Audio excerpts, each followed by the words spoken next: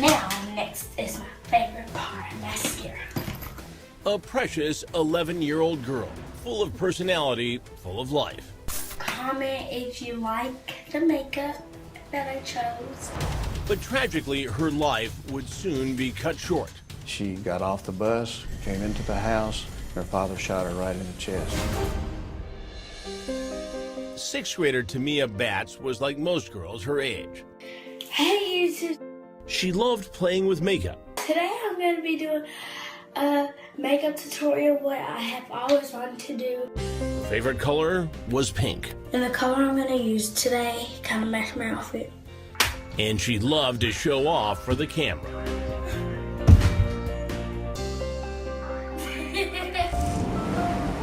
In the fall of 2016, Tamia was excited about starting a new school year at a new school. They'd spend all day out shopping for school supplies. The sixth grader was dressed to impress for her first day at Knox Doss Middle School, just outside of Nashville. She had all new clothes, it appeared to me. She was very neat. She had her backpack on, looked like an angel. At the end of her first day, Tamia boarded the bus and headed home, where she knew her dad would be waiting for her. He wasn't sure what time she would be home, so he was home and thought he'd take a little nap. District Attorney Ray Whitley says surveillance cameras captured Timothy Batts doing something else. He was walking around in the house with a cell phone up to his left ear and a loaded handgun. Just walking around with a cell phone and a gun? Yes. In his hand? In his hand. And the gun was loaded with 22 rounds of ammunition. Minutes later, surveillance video shows his daughter Tamia coming in from school. She took her backpack off, she set her backpack down, she took her shoes off, set her shoes very neatly by the backpack. Defense attorney Joy Kimbrough says Timothy was just starting to doze off when he heard the door open. He yelled again, "Who is that?" No one responded. He sat up in his bed, and then he saw a shadow. A quick shadow just leaped across like... Shadow. When he saw that shadow, he knew someone was in the house. Fearing for his life, he grabs a gun from under the dresser and goes to investigate. He's about to exit his room door. His daughter, and see, he doesn't know it's his daughter, jumps from the side, his right side. She comes from the side and says, "Rah!" like that. Trying to scare him? Well, she grabs him. Just messing around? And he thinks it's an intruder. Right. He thinks, for a split second, they got me. And he shoots one time. The bullet went through the little girl's chest, came out of the other side, and lodged in the wall. She had a little training bra, and there was a bullet hole in the training bra. After the shot is fired, surveillance video shows Tamia jumping up and down. He said, "Did I shoot you? Did I shoot you?" She said, "I don't know." She pulled up her shirt, and he saw the hole. The frantic father grabbed his daughter and rushed her to a nearby hospital. But 2 hours later, the bright and beautiful 11-year-old was dead. It was so sad what happened, but it was just a big mistake. A big mistake that prosecutors say Timothy Batts tried to cover up with a big lie. Now, he initially said that she was shot when she arrived home. He told the police officer the same thing, that she was holding her chest and she was bleeding from her chest when she came into the house. She was screaming. And of course, that was a total fabrication. Attorney Joy Kimbrough says her client had to lie so he could stay with his daughter. He doesn't know if she's going to need blood. He doesn't know if she's going to need an organ. But he knows whatever she needs, he's going to be there for her. But he lied to police. Well, that's the only way he could stay.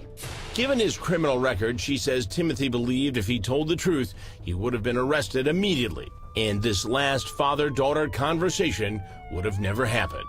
On the ride to the hospital, he's apologizing. "I'm so sorry, Tamia. I'm sorry."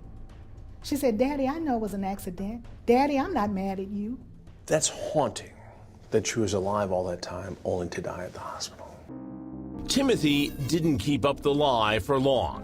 I wasn't expecting you to show up here. This is a surprise for me. I appreciate you coming in. Hours after his daughter's death, That's my daughter. That's my baby. That's my world. I love her to death. he walked into the police station voluntarily without an attorney And then I seen a shadow. So I'm like, who is that?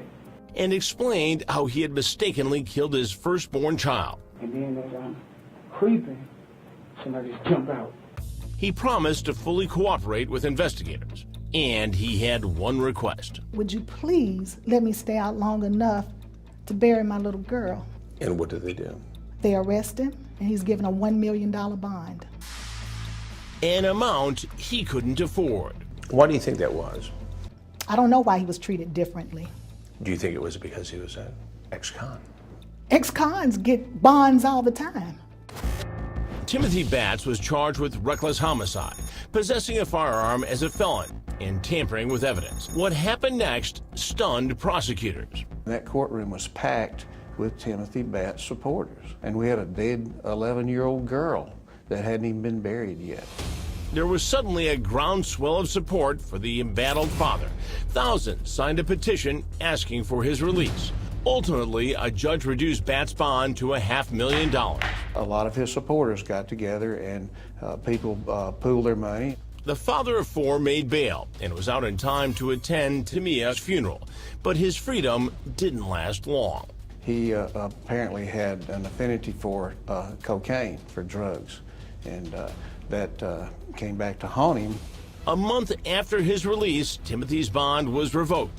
He was back behind bars. The judge specifically stated as a condition of his bond that he was not to use any drugs whatsoever, but he tested positive for cocaine within 5 days. Despite passing subsequent drug tests, Batts would remain behind bars. It is totally irrelevant. Up next, how long would he be locked up? The case against the grieving father goes to court. The gun was in my hand and it just went off. He was reckless in deciding to pull that trigger.